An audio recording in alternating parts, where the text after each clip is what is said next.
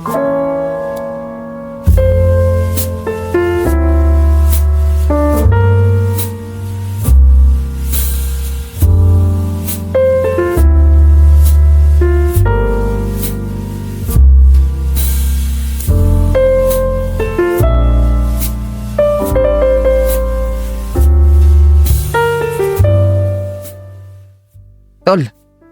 naranasan mo na bang magmahal o makipag-date sa kapwa mo lalaki? Ang tanong ng isa sa pinakamalapit kong kaibigan sa university team, si Andrew. Isang hapon na nagpapahangin kami sa isang resto bar na nasa harap lamang ng dagat. What? Teka nga. Tama ba yung narinig ko? Tama, tol. Date sa kapwa mo lalaki. At bakit ko naman gugustuhin makipag-date sa kapwa ko lalaki? I-try mo lang, tol. Hindi mo malilimutan ang experience. Ibang klase. What? Medyo naguguluhan ako Wait. Are you gay? Of course not, bro. Kung gay ako, yayayain na kita. Hindi naman, di ba? Kung hindi, bakit ka pumatol? Bakit naman? Kung naranasan ko bang magsugal at nagustuhan ko yun, sugaral na ba ako? Kung nasubukan ko bang bawal na gamot, tik na ba ako? It was just meant to be fun, bro. Yun bang feeling na alam mong may isang lugar na ayaw puntahan ng marami pero dahil gusto mong makita ito sa mismong sarili mong mga mata mo? Kung anong meron dun, pupuntahan mo at titingnan kung bakit ano bang meron dun. At saka, bro, wala namang mawawala kapag nag-eksperimento ka o mag-experience. On the contrary, mas lalawak pa ang pag-iisip mo. Mas maintindihan mo mga pagay-pagay. Why not try? Kahit trip lang. Iba din ang trip mo, no? Edi kumbinsido ka na hindi talaga ako gay. Oo na, wala na akong sinabi. Pero, curious lang ako bakit mo naman nagustuhan ng trip na yan Kakaibang experience lang siya, bro.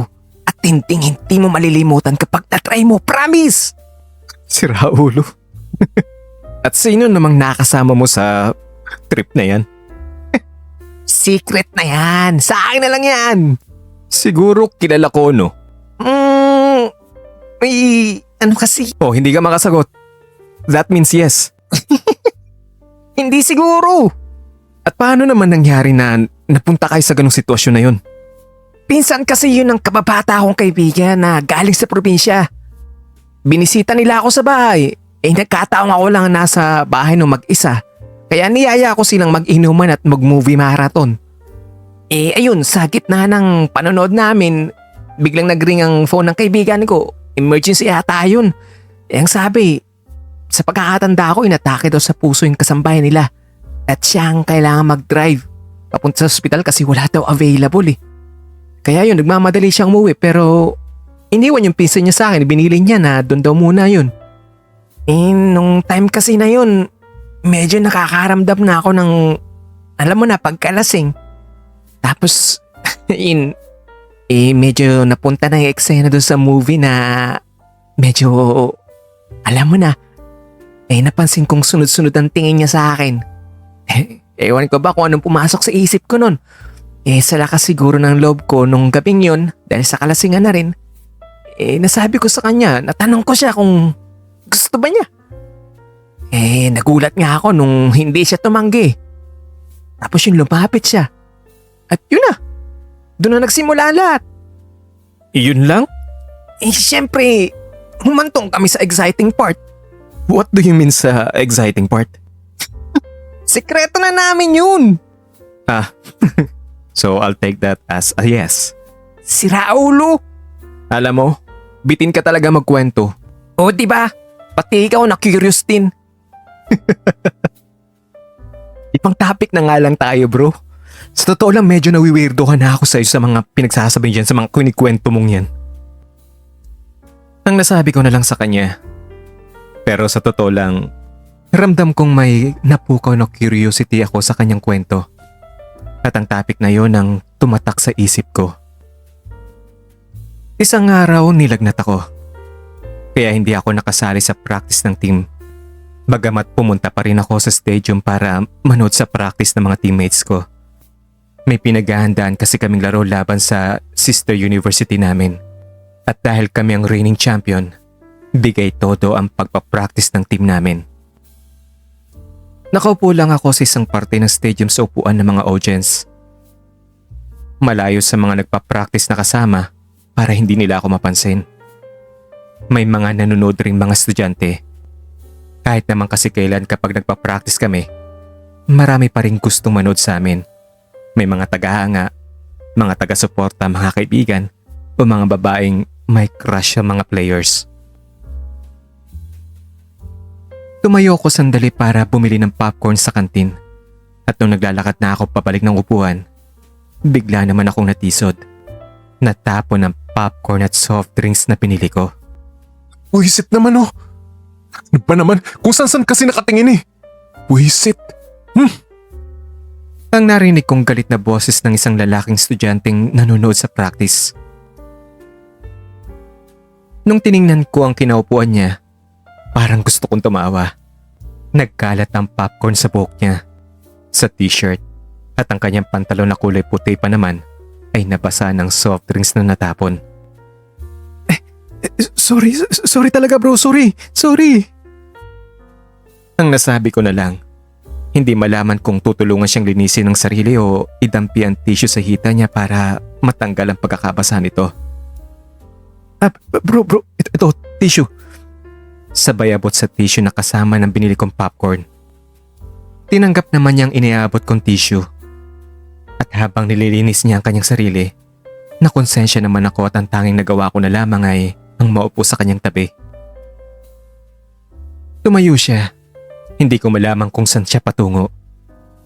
Pero nanatili na lamang ako sa upuang iyon at itinuloy ang panonood sa mga kasamang nagpa-practice habang ninunguya ang natitirang popcorn. Bumalik naman ang estudyante. Sa CR lang yata siya nagpunta at naglinis. Minitian ko siya.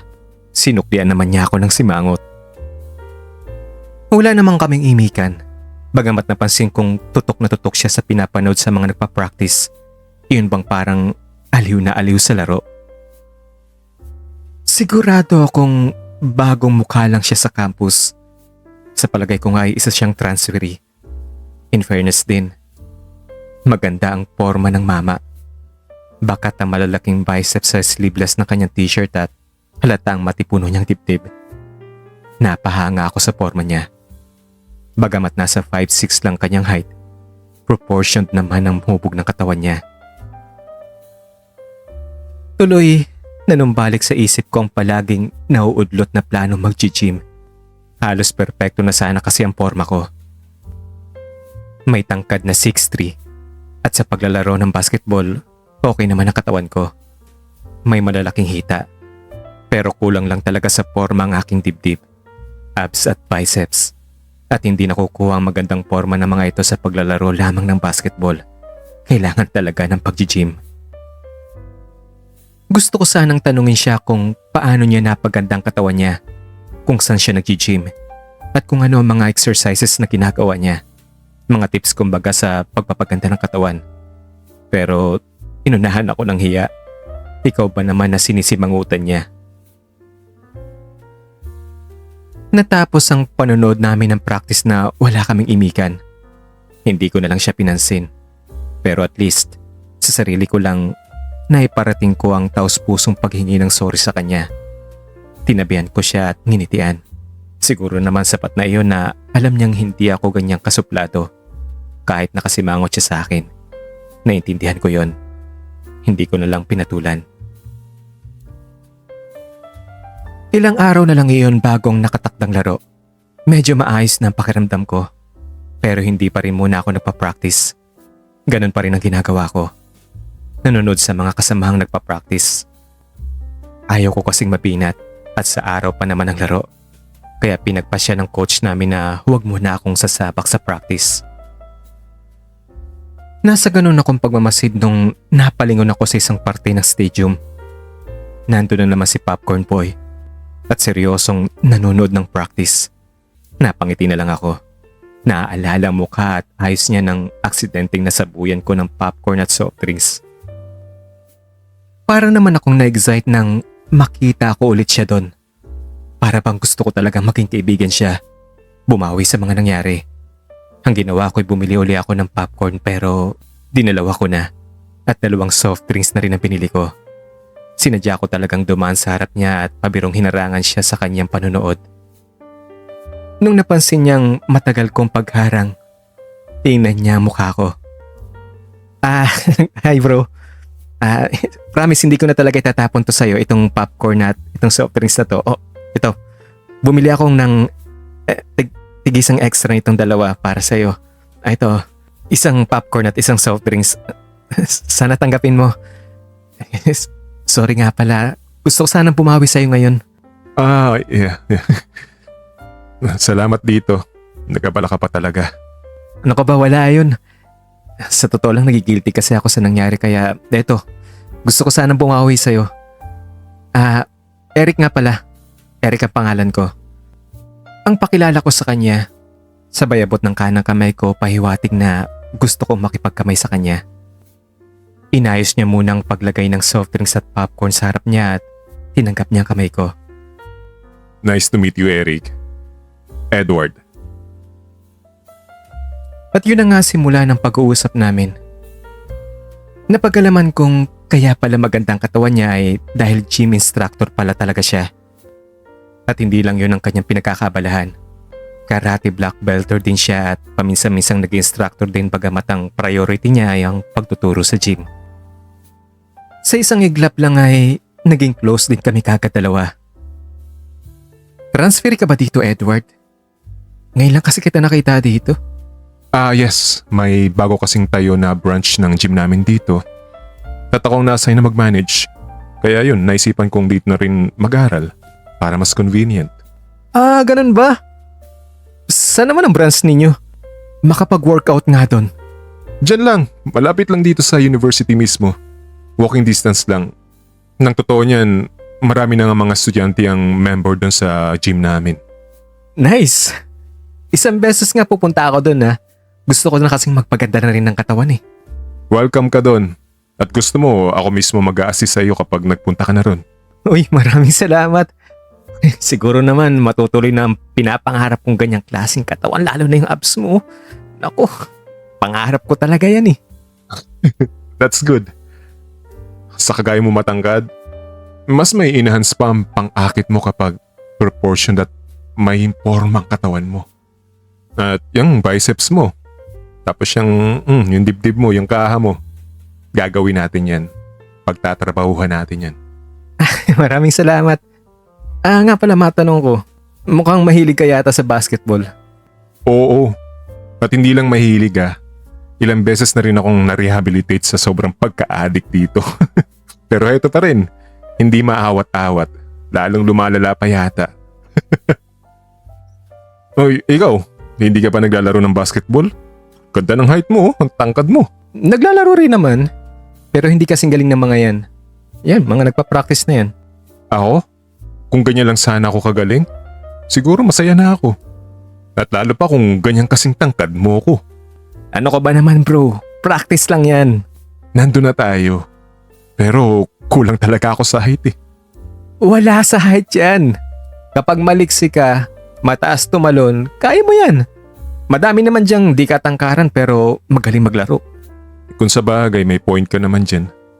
Pero kahit love ko ang basketball, hindi rin yata ako love ng laro na yan eh.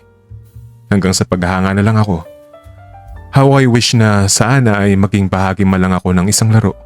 Kahit tagabuhat ng mga tuwalya ng players lang o waterboy. Pero lalo na kung ako pa talaga ang maglalaro.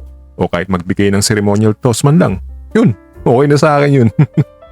Sa nakikita ko talaga, mukhang matindi ang pagkadesperado mo sa basketball no? Mahal na mahal mo talaga yung laro na yan. Oo, sinabi mo pa. Kahit nga kapag nakakita ako ng mga players na sobrang magaling maglaro, pakiramdam ko, nababakla ako.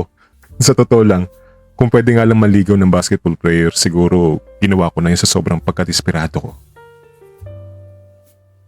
Napangiti ako sa sinabi niya.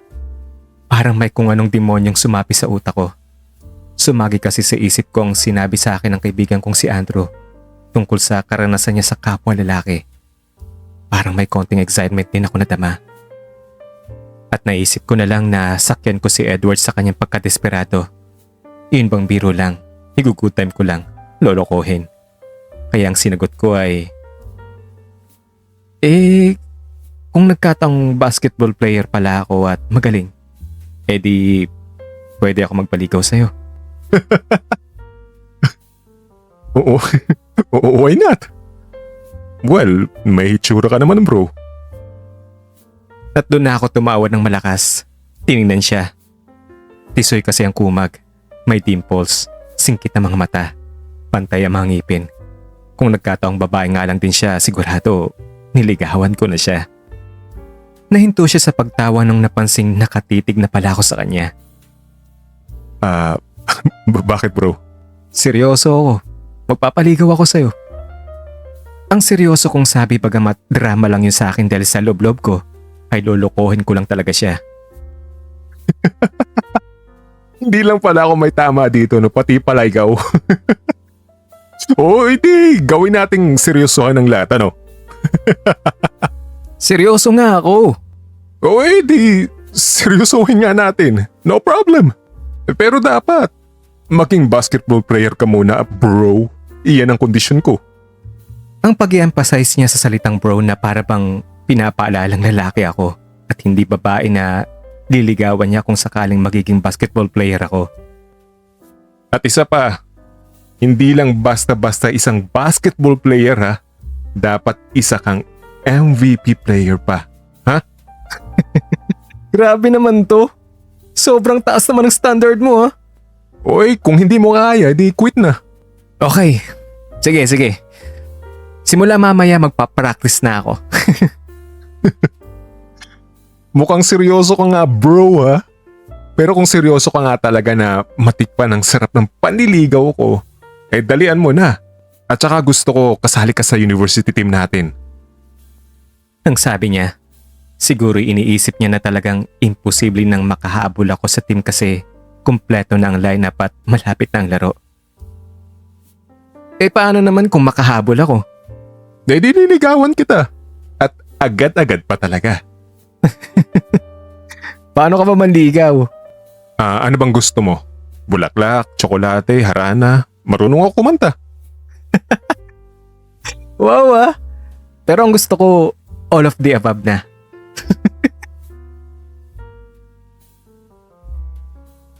Kinabukasan naman, pinuntahan ko ang gym na sinasabi niya.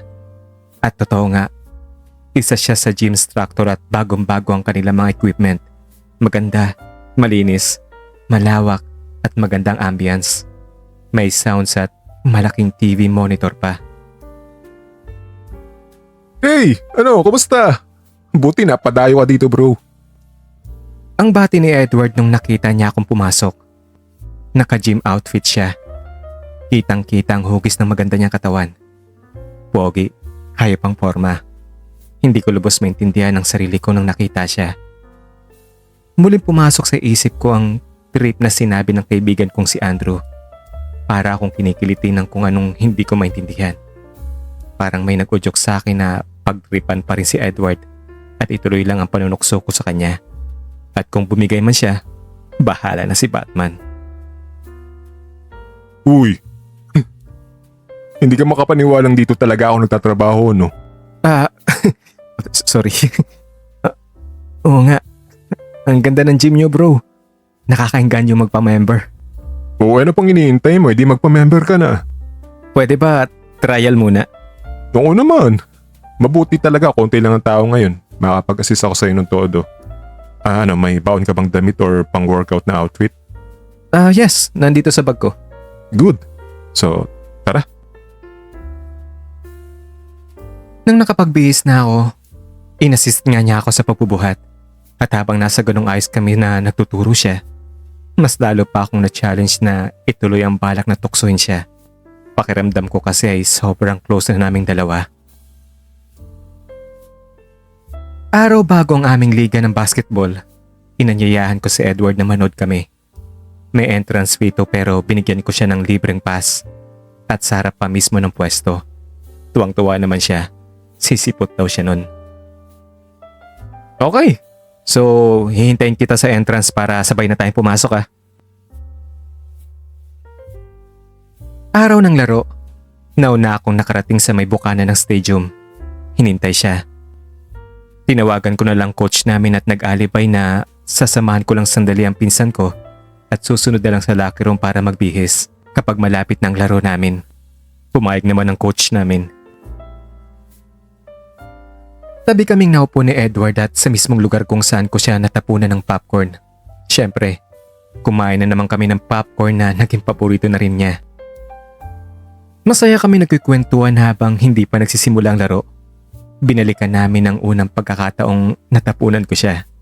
Tawa kami ng tawa na lang. Hindi ko rin lubos maintindihan ang sarili ko sa mga sandaling iyon. May magkahalong excitement na naiilang na hindi ko mawari. Para na kasi kaming magjowa sa forma naming iyon. Ang suplado mo nung una pa lang kitang nakita, alam mo ba yun? Paano naman hindi ako magiging suplado ha? Ikaw ba naman paliguan ng popcorn at soft drinks? Baka nga kung ikaw nasa kalagayan ko, mambugbog ka pa eh. Swerte ka nga, mas matangkad ka kaysa sa akin. Pero sa totoo lang, kayang-kaya kita. Oo na, ikaw na ang black belter. Nasa iyo na ang lahat. Yun nga lang, maliban sa height. Matangkad ka lang bro, pero wala ka pa rin binatbat kaysa sa mga basketball players ng team. Alam mo, sayang talaga yung height na yan. Pero alam mo bang gusto kong tumawa talaga nung nakita ako ang mga popcorn na nagkalat sa buhok mo, sa damit mo, at may asin na dumikit sa mukha mo. Kaso, pinigilan ko lang talaga yung sarili ko nun. Kung hindi ko pa talaga alam, may baka sinadya mo yun para makilala mo ako. Ano kaya kung bigla akong tawagin dito at palaruin sa team ng university natin ngayon? Ano? Okay, sige. Libre naman ang mangarap ngayon. Sige lang, mangarap ka lang bro. Paano nga kung magkatotoo at ngayon na mismo? May ganun talaga ha. Ngayon na kagad. Hindi ka pa nga nag-a-apply sa team at ewan ko nga kung marunong ka nang mag-dribble eh. Sasali ka kagad. Hindi pa pwedeng waterboy ka muna? Well, hypothetical lang naman. Kung halimbawa lang talaga. So anong gagawin mo? Siguro maglulundag ako sa tuwa. Tapos magsisigaw ako ng Eric, ganun. Yun lang ang kaya mo? Siguro ito na lang. Huhubarin ko ang t-shirt ko hanggang sa matapos ang laro. Ano? Oh, nice naman. Ipapakita mo talagang magandang katawan mo. Oy, syempre. Support lang ako sa'yo. Pero hindi mo ako liligawan. Dito mismo? Oo. Well, pwede rin naman. At saka, di ba yung tanong mo naman hypothetical lang naman, di ba? Tango lang ang naisagot ko sa kanya. Iyon ang biruan namin. Hanggang sa nagsimula ang laro ng elementary level at sinundan ito ng high school. Nung natapos ng high school, ang main event na ang sa amin. At nag-text ng coach namin at ang sabi niya ay, Eric, tayo na ang susunod. Bro, may pupuntahan lang ako ha. Urgent lang to. Dito ka lang muna, huwag kang aalis dito. Dali-dali kong tinungo ang locker room para magbihis. At dahil kami lang ang home team, ang team namin ang huling tinawag. Nasa center court na ang lahat ng players ng kalaban naming team. Sinimulan na rin tawagin isa-isa mga players. Carl Fernando, Jeremy Jackson, Jerry Taya, Alfred Christian, Mel Gasco. Nakapila na ang lahat ng players namin sa center court base sa request ko. Umalingaw-ngaw muli ang boses ng announcer. And now, to do the ceremonial toast, please welcome a transferee to this university, but very much into sports, a black belter in karate, and especially a basketball fanatic addict. Please welcome Mr. Edward Piamonte. Sinilip ko sa holding room ang kinaroroonan ni Edward. Nakatayo ito. Baka sa mukha ang sobrang kalituhan at nagpalingon-lingon pa na tila nagtatanong kung siya nga ba talaga ang tinawag. Pero napilitan din siyang magpunta ng court nung may nakakilala sa kanya at itinuro siya. Nasa loob na ng court si Edward at hinawakan ang bola sa gitna ng mga players na nakapwesto na handa na mag-agawan ng bola nung ako naman ang tinawag. And now, the pride of the whole team. Fans, admirers, and supporters. Please welcome the most valuable player, MVP of the defending champion team, Mr. Eric Santiago. Dinig na dinig ko ang hiyawan, sipulan at palakpakan ng mga audience at fans. At nung nagtatatakbo na akong palabas ng holding room, nakita ko sa court si Edward na baka sa mukha matinding pagkagulat. Ang isang kamay ay itinakip sa kanyang bibig. Hindi makapaniwalang ang taong binibiro-biro niyang liligawan ay tunay na basketball player pala. Habang nagmamadali akong nagtatatakbo patungo sa court, minuwestrahan ko naman siya na hubarin ang t-shirt niya base sa sinabi niyang gagawin kapag nalamang basketball player din pala ako. At para mas maintindihan niya ang iminuestra ko, hinubad ko ang t-shirt ko habang nagtatatakbo. At hindi pa ako nakakaabot sa court, nahubad na rin niya ang kanyang t-shirt. Halos maglupasay naman ako sa pagtawa sa nakita ko. Siyempre, hiyawan ng mga tao at mga fans na nakitang nakahubad ako. At nung nakita ng ibang kalalakihan na naghubad si Edward, lalo na yung kasali sa gym niya, iniisip siguro na pagpapakita yun ng suporta para sa home team kung kaya ay naghubad na rin ng maraming mga lalaking fans. At dahil magandang katawan ni Edward at gwapo pa, kung kaya lalo pang naghihiyawan at nagsipulan ng mga audience. Hindi makatingin sa akin si Edward nung nasa court na ako. Namula mukha at nagpailing-iling na lang ito. Hanggang sa isinuot ko muli ang aking uniforme at handa na sa ceremonial toss. Pagkatapos ng ceremonial toss niya, tingnan ko si Edward habang pabalik siya sa kanyang upuan.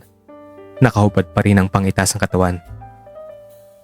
Nang lumingon siya at nagsalubong ang aming mga paningin, ngiting asong binitawan ko. Pabiro namang itinas niya ang kanyang kamao, pahiwatig na makakatikim ako sa kanya. Hanggang sa naupo na siya sa kanyang upuan, nanatili pa rin nakahubad. Pagtupad sa binitawang salita na maghuhubad siya hanggang sa matapos ang laro namin. Mahigpit ang laban at sobrang taas ng adrenaline ng mga tao sa puntos na halos hindi umuusad ang lamang ng team. Sobrang saya at tingin ng mga tao sa matinding excitement sa laban. Halos matatapos ng laro nung napansin kong wala na si Edward sa kanyang kinaupuan. Medyo nagtaka ako, pero parang may sumuntot na lungkot sa puso ko. Pero tuloy pa rin ang aming laro. Natapos ang laro na hindi ko pa nakikita si Edward. Tuwang-tuwa ang buong team sa resulta dahil napanatili namin ang aming title bilang champion at sa napakahigpit pa na laban. Nagpahinga lang ako ng sandali at nung nagsiuwian na ang team, naisipan kong daanan si Edward sa gym na pinagtatrabahuhan niya para alamin kung bakit ito biglang nawala sa stadium.